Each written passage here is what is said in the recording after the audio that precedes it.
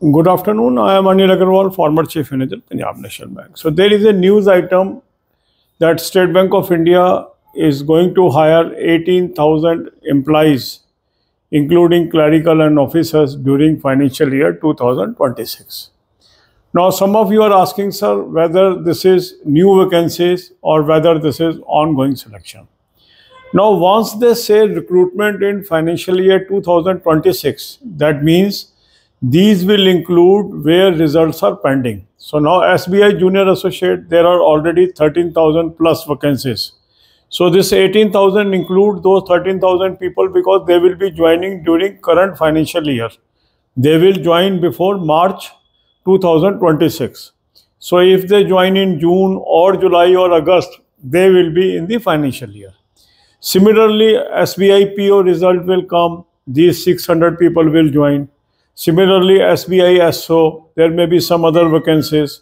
So all put together, they have calculated that they may take 18,000 people. How many vacancies they will release in current year, that we cannot make out of this. If they intend to complete the process before March 26, naturally that will be out of this 18,000.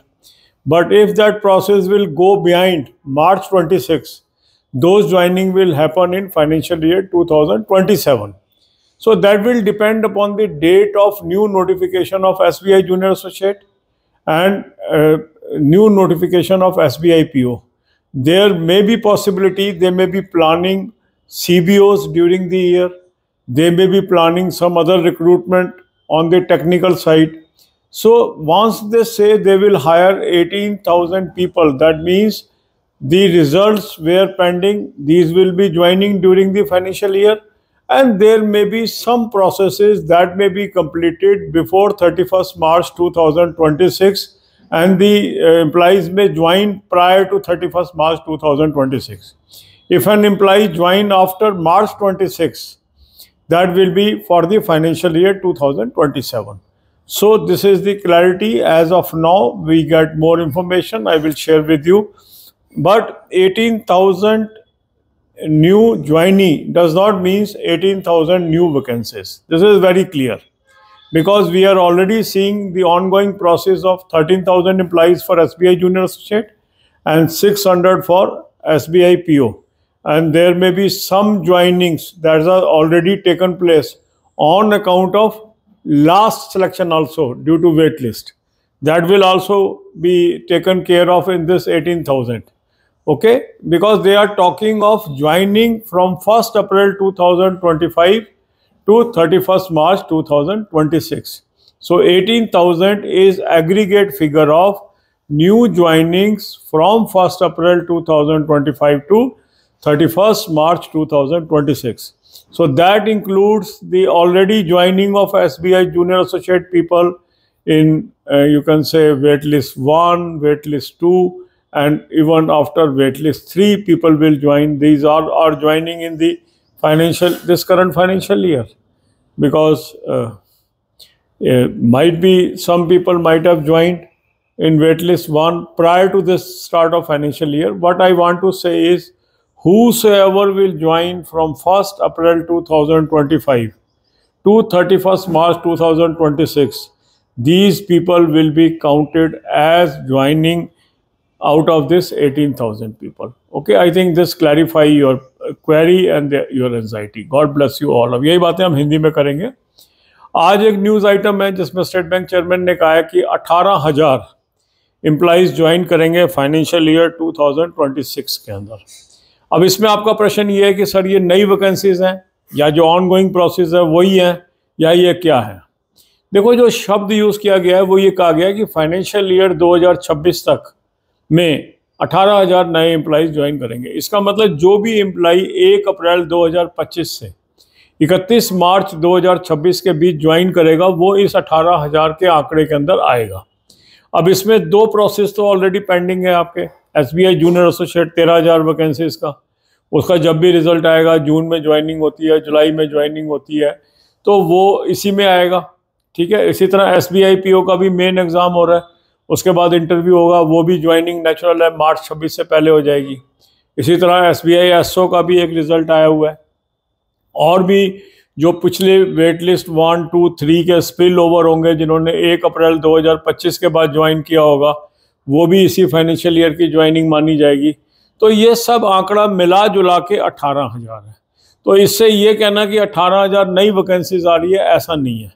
अब इसमें ये जो vacancies हैं, अगर कोई ऐसी plan कर रहा है SBI कि जल्द से जल्द नोटिफिकेशन निकाल के उनको 31 मार्च 2026 से पहले ज्वाइन करा लेगा तो वो तो इसी 18,000 के आंकड़े में आएगा।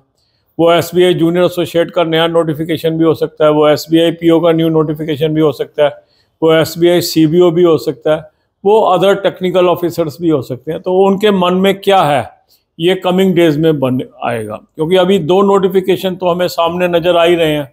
SBI जूनियर एसोसिएट नोटिफिकेशन आना है, SBI PO नोटिफिकेशन आना है। उसमें कितनी कितनी वैकेंसीज आएंगी वो हम इससे एस्टिमेट नहीं कर सकते, क्योंकि 13,000 और 13,600 PO की मिला दें तो 14,000 तो यही निकल गई लगभग, क्योंकि वेट लिस्ट 1, 2, 3 की भी अगर जोड़ेंगे उसके अंदर तो 18 में से 14,000 के करीब ज्वाइनिंग्स तो लगभग हो ही जाएंगी इसमें से।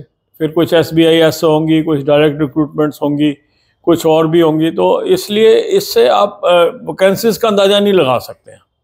वैकेंसीज का हमें तभी पता लगेगा जब नोटिफिकेशन आएगा, उसमें कितनी वैकेंसीज होगी। पर ये स्पष्ट है, ये 18,000 न्यू वैकेंसी नहीं है। 18,000 का आंकड़ा का मतलब है, स्टेट बैंक के चेयरमैन ने ये बताया कि हम 1 अप्रैल 2025 से 31 मार्च 2026 तक 18,000 लोगों की नई ज्वाइनिंग कराएंगे। तो नेचुरल है, वो जो SBI जूनियर एसोसिएट 13,000 वैकेंसीज चल रही हैं वो तो हैं ही, उसके अलावा SBI PO की जो 600 वैकेंसीज हैं वो तो ज्वाइनिंग करेंगे ही। फिर जो वेट लिस्ट 1, 2, 3 पिछले स्पिल ओवर्स थे वो भी इसी फाइनेंशियल ईयर में, उसमें से जितने लोगों ने ज्वाइन किया या किसी की एक्सटेंशन चल रही होगी वो भी इसी में ही आएगा 18,000 के आंकड़े में। तो कुल मिला के ये ओवरऑल पिक्चर है। इसमें ये हम नहीं कह सकते हैं कि जो नए नोटिफिकेशंस आएंगे वो कितनी वैकेंसीज के साथ आएंगे, इस आंकड़े से नहीं कह सकते। कहीं और से कोई सूचना मिलती है कि भाई SBI जूनियर एसोसिएट में इतनी वैकेंसीज आने वाली है, वो हम आपके साथ शेयर करेंगे। यदि हमें कहीं से पता लगेगा SBI PO में कितनी वैकेंसीज आने वाली है, वो आपके साथ हम शेयर करेंगे। SBI CBO की कोई वैकेंसीज हमें पता लगेगी, वो भी आपके साथ शेयर करेंगे। और भी कोई नई रिक्रूटमेंट SBI करने जा रहा है, वो भी हम आपके साथ शेयर करेंगे। पर आप ये चाहते थे कि 18,000 की क्लैरिफिकेशन दो, तो वो मैंने आपको स्पष्ट कर दिया है। ये जो ऑन गोइंग सिलेक्शंस हैं, ये ऑलरेडी 1 अप्रैल के बाद 2025 के बाद जो लोग ज्वाइन कर गए हैं वो इस 18,000 के आंकड़े में आएंगे। ठीक है, जो भी ज्वाइनिंग होती जा रही है 1 अप्रैल के बाद और 31 मार्च 2026 तक होगी, वो फाइनेंशियल ईयर 2026 की रिक्रूटमेंट ही मानी जाएगी। God bless you all.